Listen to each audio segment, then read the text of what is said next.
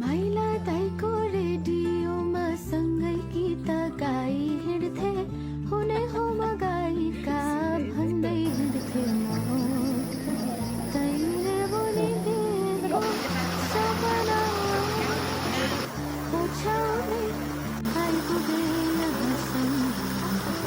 सपनाको झोला बोकी आकाश छुने साहसिँदै ठुलो मान्छे बन्नु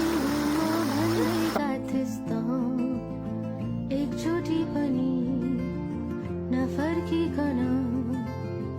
उडिहालिस् त्यही ठुलो जहाजमा